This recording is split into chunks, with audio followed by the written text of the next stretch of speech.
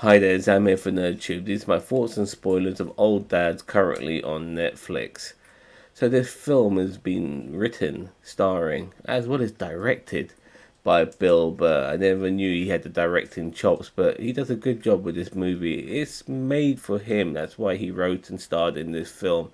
And it does at times feel like he's doing his own stand-up comedy routine during certain aspects and scenarios within this movie. He plays a man who's just become a father and he's middle aged, and certain things around him in this world really pisses him off. He just can't understand the changes within this world and how people can't accept him necessarily for being him, but at the same time, he can't accept other people for being themselves either. People are more politically correct when he can be a bit more foul mouthed. People are very easily stuck up when he's trying to be a bit more laid back. When he's joking, people get offended, and he gets pissed off by other people getting offended. And we do see during the course, even though it does take the piss out of liberalism and left leaning stuff at times, there are moments where it takes the piss out of conservatism as well. Bill Maher is neither necessarily playing a conservative or a liberal. He is pretty much down the middle in this film, because there are aspects of liberalism that really pisses him off. I think personally they're extremely exaggerated, but if that's how it is in America, then guys, no wonder certain people hate liberals in America. But at the same time, there are elements of conservatism that you do pick up on, which even Bill Burr's character is definitely not on the side of, and yeah, he just can't win either way. Like, people around him are fucking crazy as far as he's concerned. A bit like One Flew Over the Cuckoo's Nest mixed with films like Grown Ups and Wild Hogs and stuff like that. He has a couple of companions with him in Bokeem Woodbine and Bobby Cannavale. They play his like sort of childhood friends who've grown up with him, so he's able to bounce off them pretty well and make those sort of humorous jokes that he likes to. But they themselves have their own sort of scenarios and situations. Bobby Cannavale is a guy who's kind of under the thumb of his wife, so to speak, and is afraid of his wife. While Bokeem Woodbine, he himself is somebody whose kids are a lot older than his friend's kids, so they've become teenagers and stuff, and he's broken up with his wife and he's now dating a lovely younger woman. At the same time, there are sort of, I wouldn't necessarily say problems, but situations that occur with being an older man with in a relationship with a younger woman. Anyways, lots of hijinks occur during the course of this particular movie. They have a business which they sold on to a younger person. They still work in that business, but nothing necessarily straightforward occurs whilst working for this particular person. There are ups and downs, which we see occur during this film, and this is why this film, in a way where there's so many things going on that it could really be made into a television series.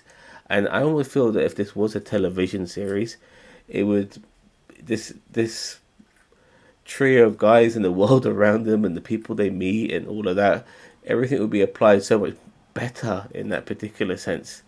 A couple of cameos in this movie as well. C. Thomas Howell and Bruce Stern are in this as well, so keep an eye out for them.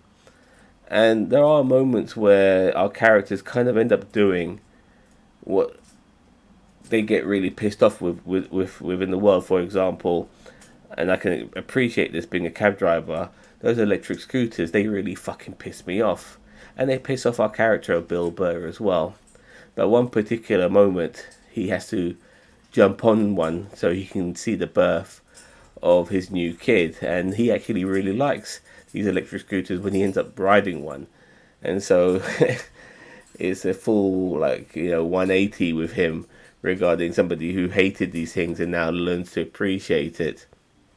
And those are sort of like fascinating things that happen during the course of this film. Maybe finally trying to understand others, realizing that even though you think everyone else is crazy, maybe there's a problem with me too, and I'm just not getting it. And sometimes people who seem to be squeaky clean are not necessarily squeaky clean at all. So you get all of that in this film. It's interesting. Unfortunately, it's a little bit panned by Rotten Tomatoes, only 26%, and the IMDb gave it 6.2, which is above average. but Rotten Tomatoes not so great. I thought this film was okay, maybe a bit better than okay. I did find it funny at times. I don't necessarily think it's you know reinventing anything regarding the subject matter and stuff like that. There have been films like this before, as I said, with grown ups and those sort of movies, but just having Bill Burr in the starring role and having his sort of mentality in all of this made it very enjoyable. I really did like it. It took the piss out of everybody, and I can appreciate that. So I'm gonna give this film, if I had to mark it, a 7 out of 10. Enjoyable enough, not perfect. Pacing was okay, I guess. The characters were good and stuff like that, but it did feel like it could be more of a TV series than the movie itself. Will we get a sequel out of this? I wouldn't be surprised, to tell you the truth. There's elements about it where you might want to see these guys again, and I can imagine Netflix giving this a round two for sure. But if you've seen this movie, seen um, this on Netflix, let me know. Don't forget to like, share, subscribe on the Tube, the greatest YouTube channel you never heard of. And yeah, leave a comment below regarding your opinions on this film. Take care now. Bye bye.